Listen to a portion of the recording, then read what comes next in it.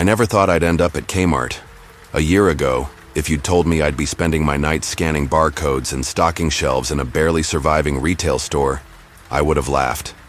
But by 2011, things were tough.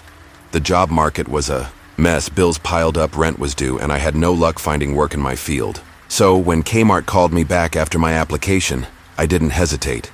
It was just seasonal, I told myself. Temporary, a way to get by for a little while. At first, it was like any other retail job. The same stale smell of cardboard and floor, wax, the hum of the fluorescent lights above, the blue vests worn by employees who looked like they'd given up years ago. I spent most of my shifts stocking shelves and helping customers, which meant I spent a lot of time in the back rooms. That's where things started to get weird. About a month into the job, I got a promotion to backroom locator. Basically, I was in charge of pulling stock to refill shelves and putting away overflow.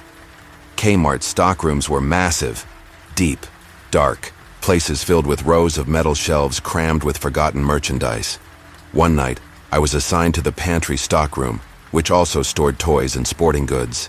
It was one of the bigger rooms. No windows, just a single emergency exit leading to the back of the building, and a pair of heavy swing doors that led out to the sales floor. The lighting back there was awful. Yellow, dim, and always flickering.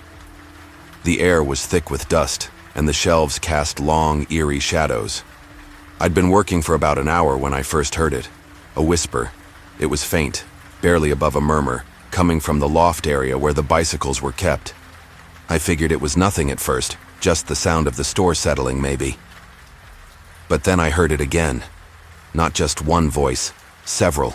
Multiple whispers overlapping, murmuring just above me like a group of people trying to talk quietly, but not quite enough.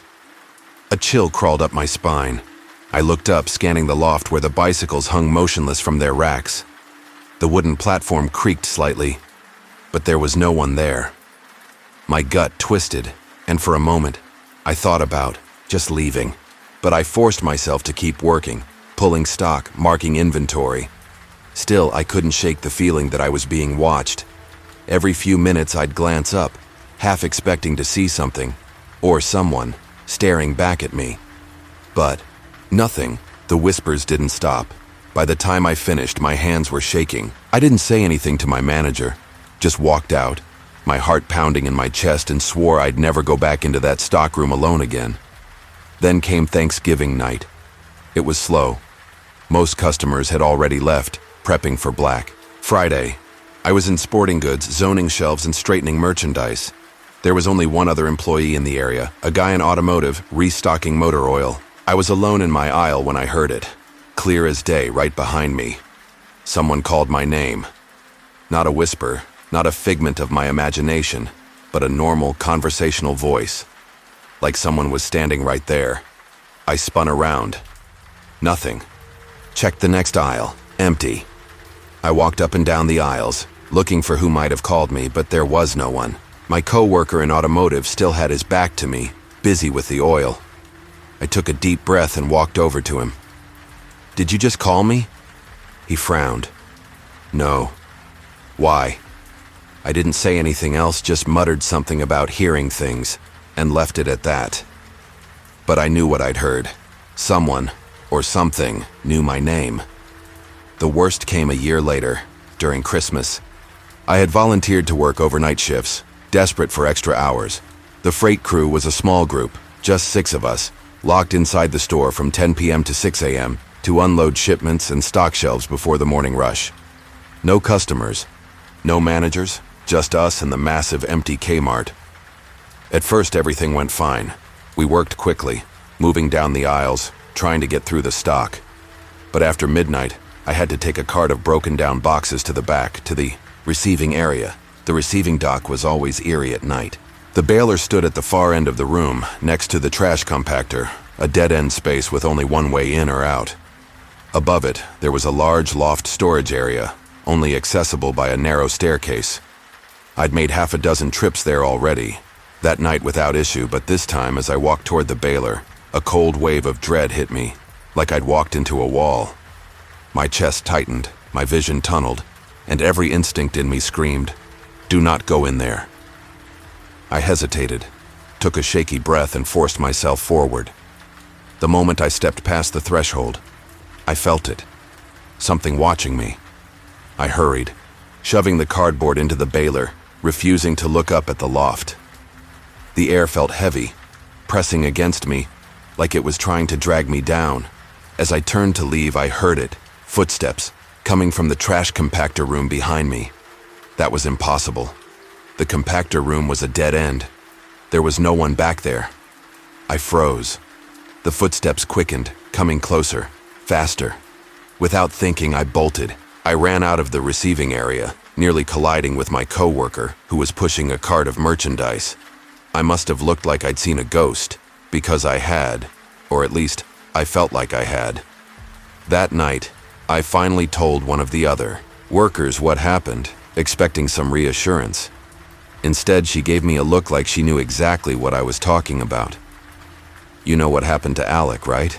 she asked. I shook my head. "Who's Alec?" She hesitated, her eyes darting away before meeting mine again. "He was one of the night cleaners. Quit without notice. Said he saw something in the baby loft. First, he heard whispers, then footsteps. The last time he went up there, he saw something. He ran out of the store and never came back." I felt a knot twist in my stomach. Alec had seen something. I didn't want to know what. I never worked another overnight shift after that. A few months later, the K-MART closed for good.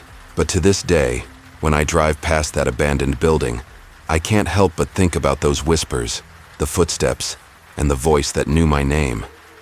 I wonder if whatever haunted that place is still trapped inside, waiting for the next unlucky soul to step through the door. What would you have done if you were in my shoes that night? Drop a comment below. Seriously, I want to hear your take. Ever face something that made you question reality? Maybe a strange encounter, a moment that blurred the line between logic and something else? Let's talk about that razor-thin edge between science and madness. If these stories from Mr. Anecdote are getting under your skin, hit that like button, share the fear with your friends, and subscribe so you don't miss the next spine-tingling descent into the unknown. Your support keeps the nightmares alive, and trust me, what's coming next? You won't want to sleep through it. One click, one story, endless dread. Stick around.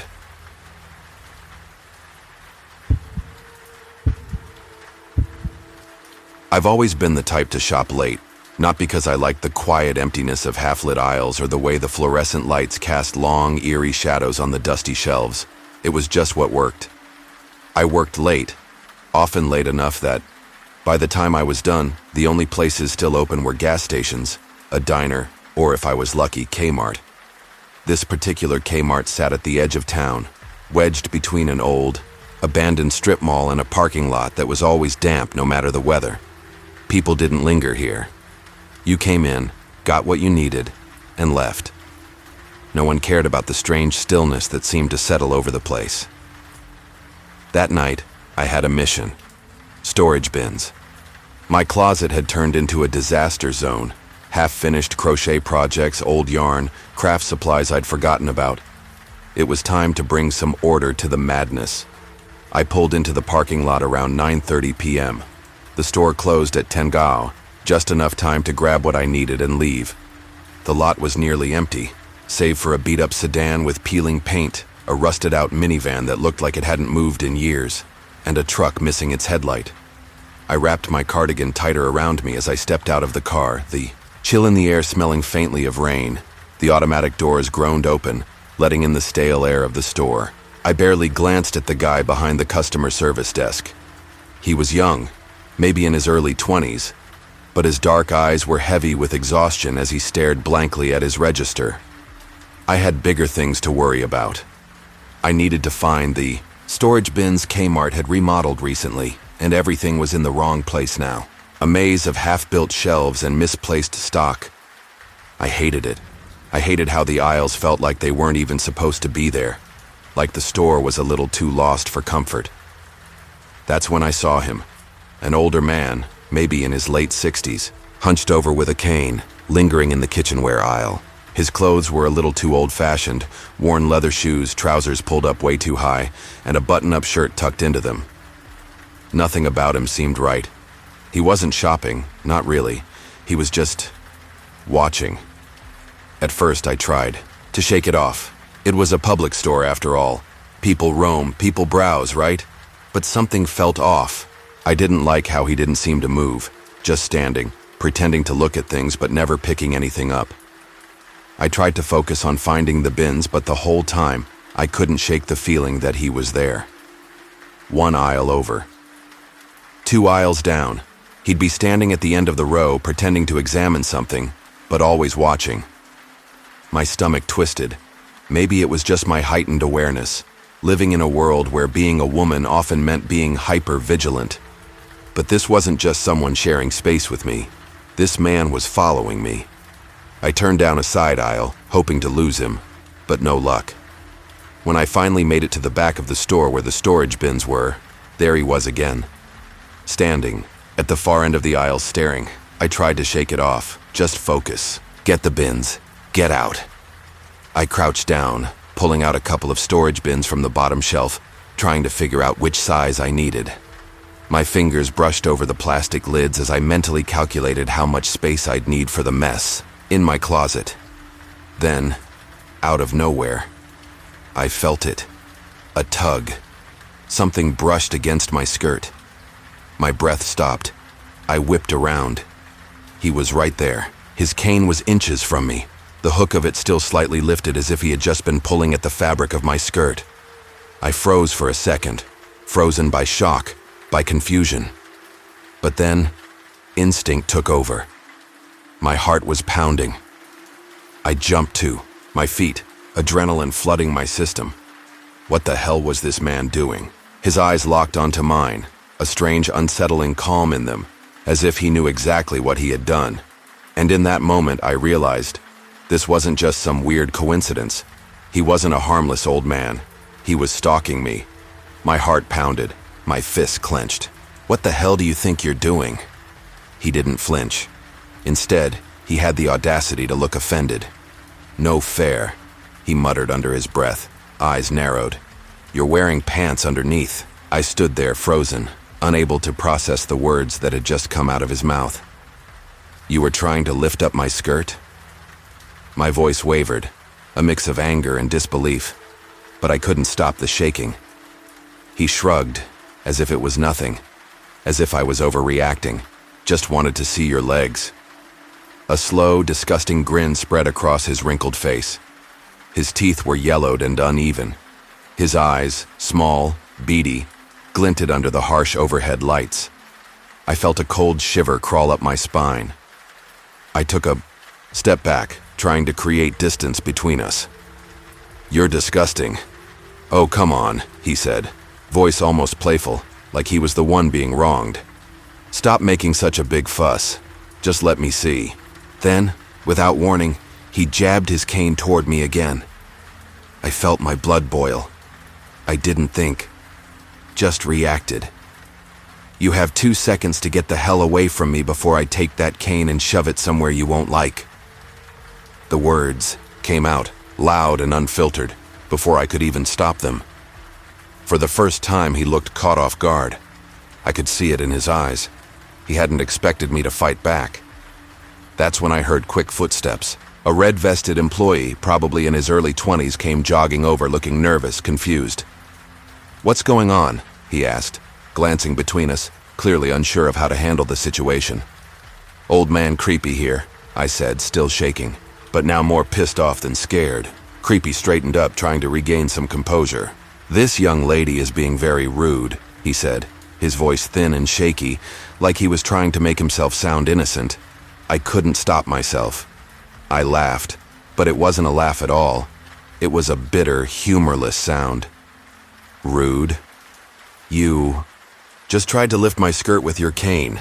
The employee's face went pale. His eyes widened as the gravity of the situation hit him.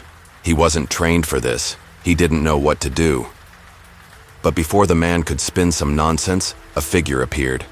The manager, a sharp-eyed woman in her 40s, with a posture that demanded respect, moved quickly toward us.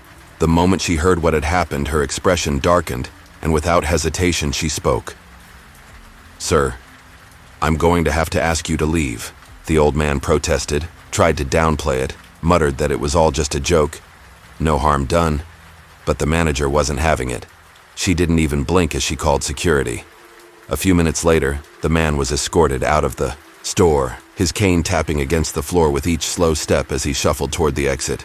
Even after he was gone, I stood there, hands trembling, heart still racing, trying to breathe normally. My body was still on high alert.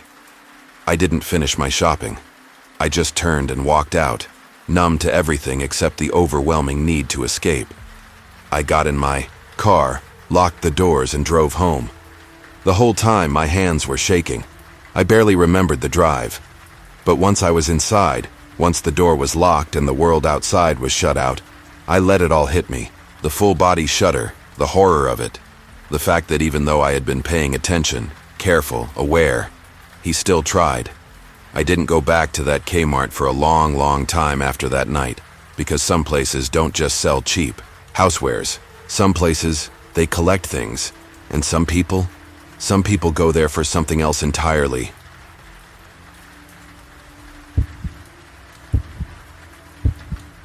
I still remember that Saturday afternoon like it happened 5 minutes ago. It wasn't stormy, it wasn't eerie.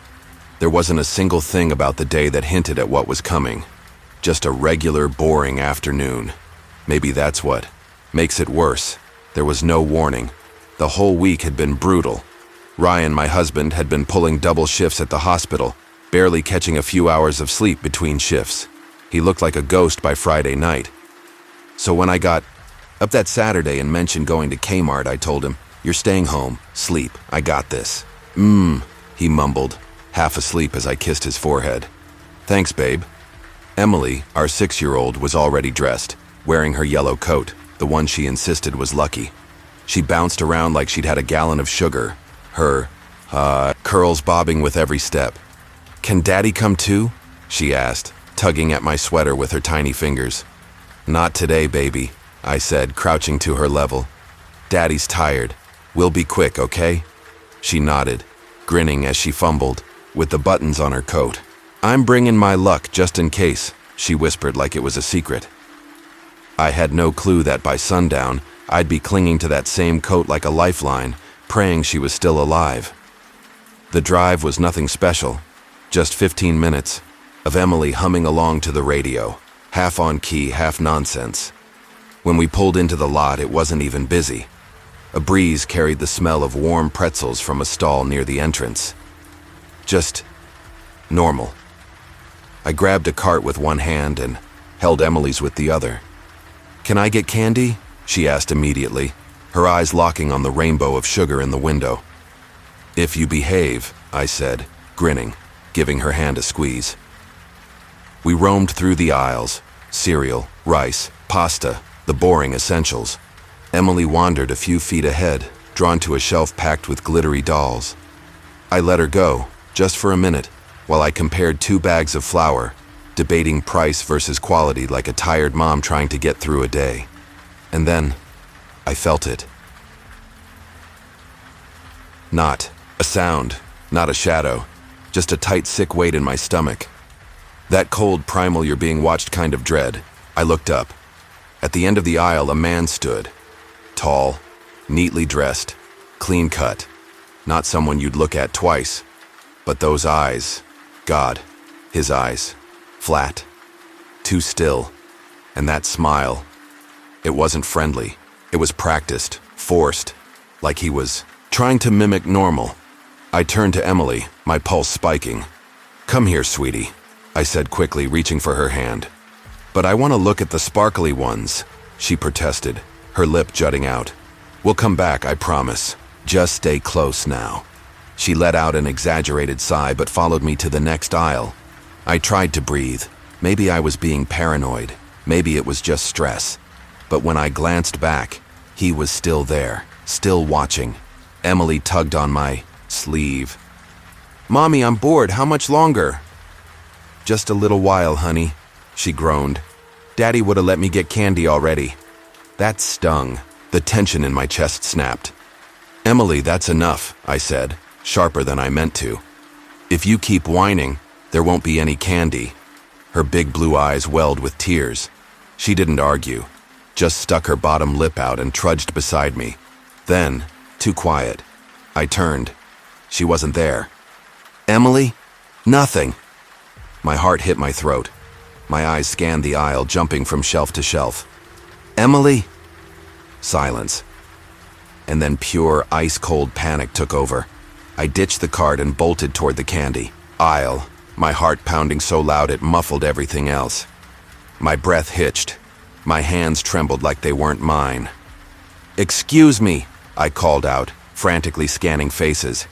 "Have you seen a little girl, 6 years old, blonde, wearing a yellow coat?" The woman I asked blinked, startled, and shook her head. "No, sorry," she said, backing away like I was contagious. The store suddenly felt massive, too bright, too loud. Everything around me swirled into a nauseating blur of colors and voices. I could barely focus. A security guard jogged over. Ma'am, what's going on?" I can't find my daughter," I choked out, voice cracking. "She's 6, blonde hair, freckles, a yellow coat. Her name's Emily. Please." His face went serious instantly. "Okay, ma'am, breathe. We're gonna find her. I need you to stay calm for me." But I couldn't. My legs felt like jelly. My chest was heaving. I thought I might pass out right there under the fluorescent lights. Then, my phone rang. Ryan. I snatched it from my pocket. "Hello?" "Hey." His voice came through, calm and unaware. "How's it going? You two okay?" Opened my mouth, but nothing came out. I couldn't make a sound. "Babe?" he said, concern rising. "What's wrong?" That's when I heard it, just beyond the din of the store. A soft, muffled sound. A whimper. I spun around. At the back of the store, a gray metal door stood ajar. A sign above it read, "Authorized personnel only." I knew. I ran. My legs were barely working, but I ran anyway, past staring shoppers, past the guard shouting after me. As I got closer, I heard a voice from inside, low and threatening. "Shut up and do as I say, or your mommy's gonna get hurt." Emily whimpered. "Please, I just want my mom." Something snapped in me. Everything narrowed to a single point. I shoved the door open, and there he was, that same tall man from the aisle, gripping Emily's wrist. His head whipped around as I burst in, his face draining of color. Emily saw me and tore away from him, sprinting into my arms. I caught her, held her so tightly it felt like I was keeping her soul from slipping away. She sobbed against my chest. "Mommy, he said you'd get hurt if I screamed." Tears blurred my vision. "You did everything right, baby. You're safe now. I got you." The man froze just for a heartbeat, then bolted, shoving past me. I barely registered his face as he disappeared out the back exit. Coward. Predator. I clutched Emily, still shaking, whispering over and over, "You're okay. I've got you. I've got you." Security stormed in seconds later, followed by the police. I gave them everything, a full description, every detail I could remember. They checked the cameras, took statements, promised they'd do everything to track him down. Ryan showed up breathless, eyes wild, hair a mess. He saw us and dropped to his knees, pulling us both into his arms. "I should have come with you," he whispered, voice breaking. "It's not your fault," I murmured, burying my face into his shoulder. But in the deepest part of me, I couldn't stop thinking I let go of her hand. I'd never forgive myself for that. They never caught the man. Even now, years later, every time I step into a store, I grip Emily's hand like a lifeline. Not because I'm paranoid, but because now I know. The real monsters? They don't hide under beds. Sometimes they smile at you from the end of a grocery aisle.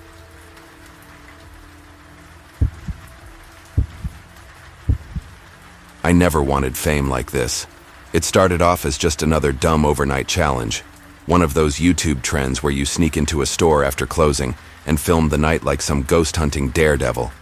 K-MART seemed like the perfect spot, half forgotten, understocked, and big enough to disappear in. My friend Miguel dared me. and I laughed it off at first. But later, sitting in my room scrolling through videos with barely 100 views, I figured, what the hell? It'd be easy. Camp out, get some creepy shots, splice in some night vision edits. My audience was small but loyal. I owed them something new. I picked the K-MART 5 blocks from my house. It wasn't terrible, just faded. Lights too dim, shelves half dusty, more employees than customers. The kind of place people forgot still existed. I brought some cash but didn't bother with food or water.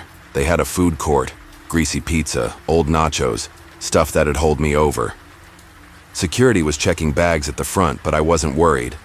I'd blend in. For the first few hours, it was actually kind of fun. I wandered the aisles, filmed a bit of the flickering lights near the camping section, even wasted $2 in the crusty little arcade near toys, got myself a lukewarm slice and Coke, sat down like I belonged. Every so often, I'd talk to the camera in a low voice. All right, hour 2, still alive. Standard vlogger junk. But then I noticed the guard. Big guy, thick around the middle, skin like old leather, eyes sharp as broken glass. He wasn't just glancing my way, he watched. No phone in hand, no patrol, just standing by electronics, staring. I tried brushing it off, kept filming, ate slower, but every aisle I turned down, he seemed to be waiting at the end of it. Then he walked up, fast, grabbed my arm. Hey, what are you doing? His grip was iron, not angry, expecting something. I played it cool, or tried to. Just shopping, sir. My voice cracked. I hated that. Shopping? His brow furrowed like I'd insulted him. You've been wandering this place for hours. You planning on stealing something? No, sir, just killing time before heading home. He didn't buy it. Take off your jacket. I hesitated.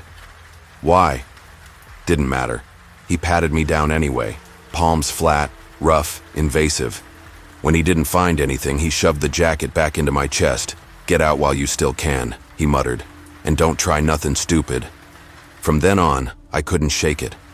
The other guards watched me too, not like I was a threat, but like they were waiting. Not a single customer got checked, just me. By closing, I had a plan.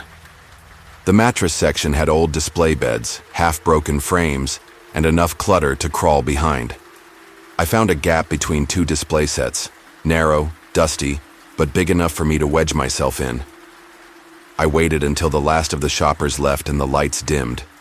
Then I slipped behind the mattresses, phone recording, heart racing. I thought I was alone. I woke at 3 a.m. to my phone's soft alarm. The air was cold, like dead basement cold. The store was dead quiet, no humming vents, no speaker static. Then I heard it, breathing, slow, wet, raspy, and close. I turned my head, just a little. Through the crack in the mattress pile, I saw him, man.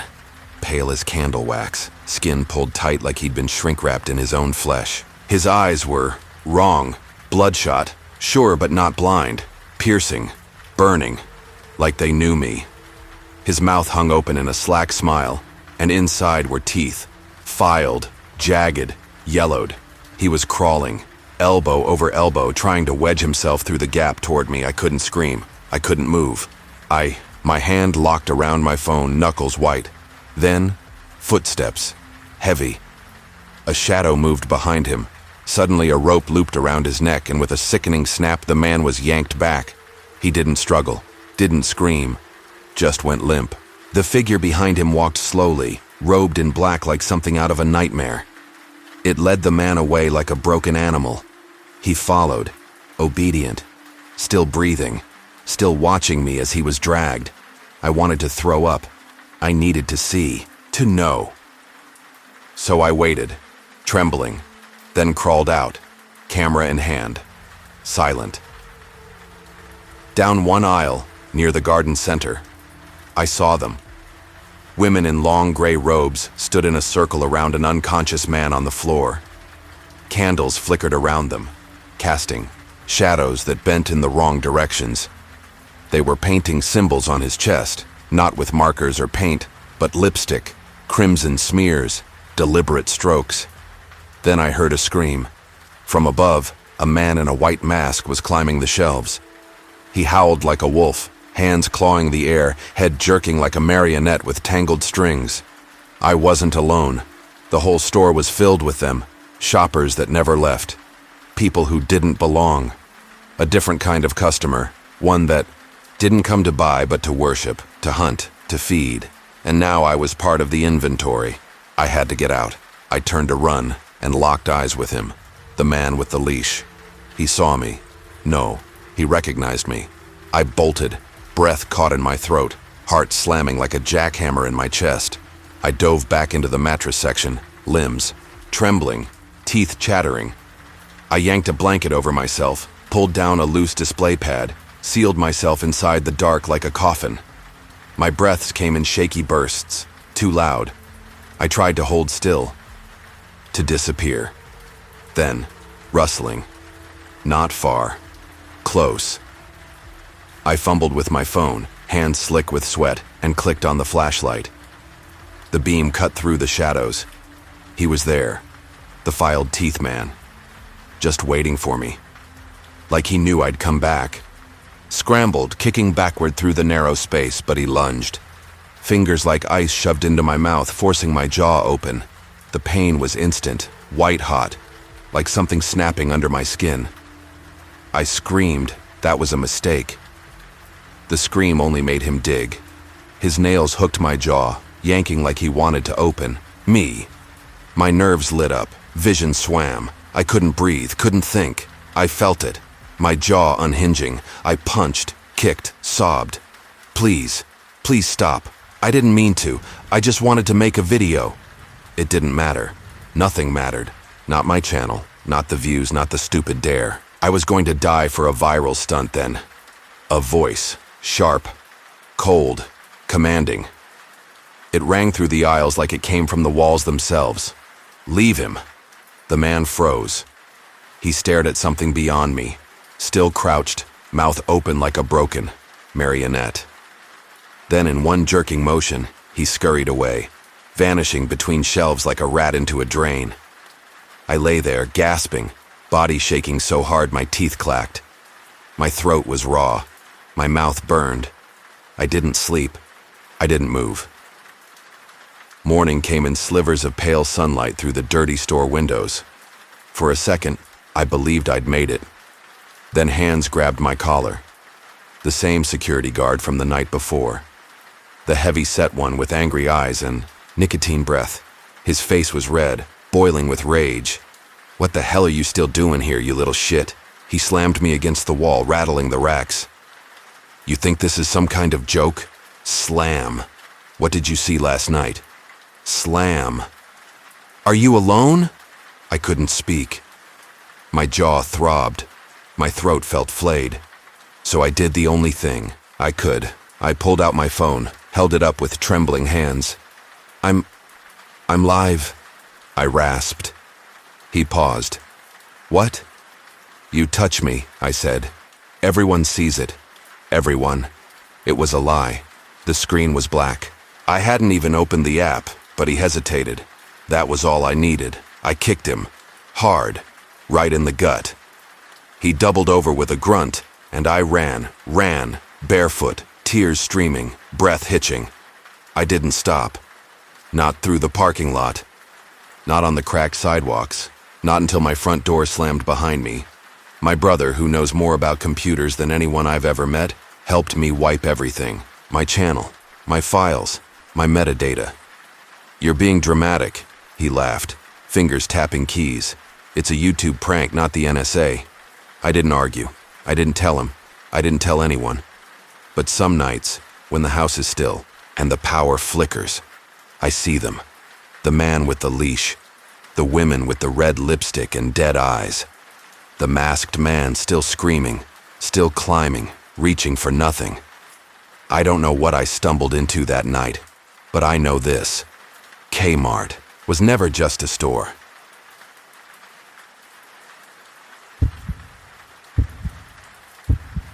I never thought a part-time gig at K-MART could flip my life into a waking nightmare. But 2 years back, during my first month there, I learned that horror doesn't always crawl out from under the bed or hide in shadows. It can stroll right in, under buzzing fluorescent lights, barefoot with a mustard-stained t-shirt and a dead stare.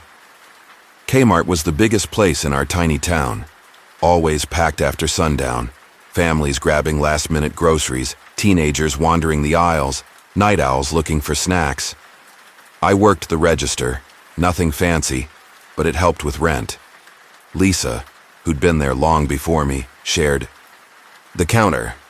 She was in her 40s, sharp-tongued, smoked menthols on break. "Rule number 1, kid," she said on my first day, slamming the register shut like it owed her money. "Customers are nuts. Some are rude, some are off, and some are just itching for a reason. Don't give them one." I laughed, thought she was being dramatic. That night proved she wasn't. It was around 9:45 p.m., just 15 minutes till close. The store had settled into that weird, quiet hum, just the buzz of the lights and a soft, tinny pop song echoing overhead. A few folks still roamed, comparing cereal prices, juggling diapers and frozen pizza. Lisa was sorting cash, lining the Ys. Bills all neat. I was about to duck into the stockroom for more plastic bags when the sliding doors hissed open. 2 guys walked in. Right away, my stomach dropped. The first one was enormous, not just big, but swollen like he hadn't moved much in years. His white t-shirt was stretched over his belly, stained with God knows what, and he wore nothing but saggy boxers. No shoes, no shame. His face was smeared with ketchup and something darker. Greasy hair clung to his forehead. The guy next to him was tall, lean, probably in his 30s, dressed normal, jeans, a faded t-shirt, but his eyes twitched constantly, flicking around the store like he was tracking ghosts. Something in his posture screamed, "Dangerous." I nudged Lisa. "You see those two?" She barely glanced up. "Probably. Just some drunks or drifters," she mumbled. "Ignore 'em. Should we, keep an eye?" Lisa sighed through her teeth. "Camilla, stop. You scan, you bag, you smile. That's our job." I nodded, trying to shake the dread. Maybe, she was right. Maybe they were just hungry. I headed to the back for bags. On the way, I passed Jeffrey and Samuel, the janitors, both older guys, always laughing about something. Jeffrey gave me a little wave with his mop handle. I forced a smile. Then I heard it, slow, slurred, too close. "Hey, K-MART lady." I stopped, turned. It was the fat guy, right behind me, grinning wide, yellow teeth shining in the flickering light. The smell hit me first. Grease, sweat, something rotting.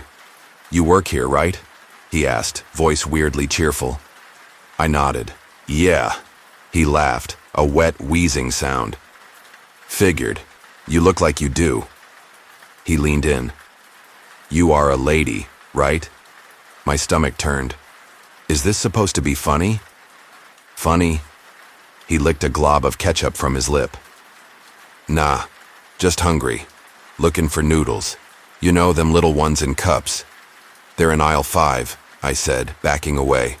"Third shelf on the left, and my name's Camilla, not K-MART lady." His smile twitched. "Whoa," he said, turning to the other guy. "You hear that? She's got a name." "The tall one.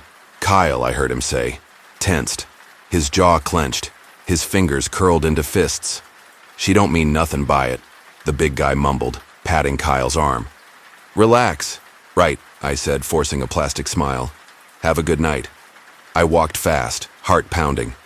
Back at the counter, I whispered everything to Lisa, my hands still shaking. "You talked back to them?" she snapped, not even looking up. "Camilla, come on. You can't do that. Even if they're creeps, their money's green." He said, "No buts. Just keep your head down." I swallowed hard. She was right. I needed this job. Rent was due, and my mom's meds weren't cheap. I couldn't blow it over a bad gut feeling, so I kept scanning, kept smiling. Told myself to chill out until they showed up at my register. The fat guy grinned at me as I scanned his pitiful handful of items: instant noodles, a gallon of milk, and a single plastic-wrapped fork. My hands moved on autopilot, face blank. "Just do your job, Camilla. Don't look at him, don't look at him." I handed him the receipt, voice steady. Thanks. Have a good night. But they didn't leave. He just stood there staring, not blinking. Sir, I cleared my throat, forced a polite tone. You need to move so I can help the next customer. His grin stretched wider, and he let out a low chuckle. Oh, now she's calling me sir. What's next? You gonna curtsy? He leaned on the counter, his breath hot and sour. Boss lady give you a little pep talk, Barbie? Lisa shot me a hard look. Her eyes said it. Oh, don't engage, let it go, but I was done. Listen, fatso, I said through clenched teeth. Step away from my counter before I call security and have you dragged out. The store went dead quiet.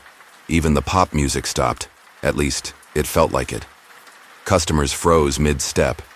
A woman clutching a loaf of bread stared wide-eyed, and then Kyle snapped. His whole body jerked like a wire had snapped in his spine.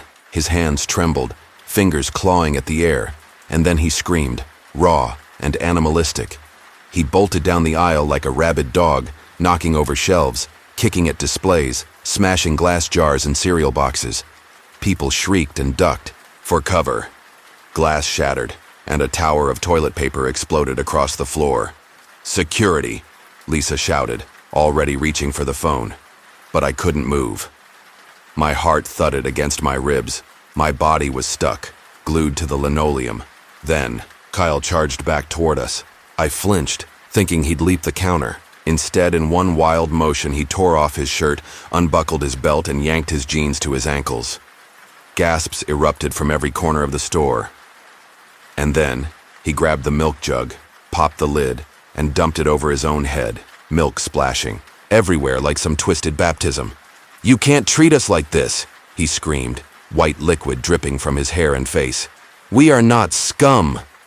Lisa yanked me backward so fast I nearly tripped over my own feet.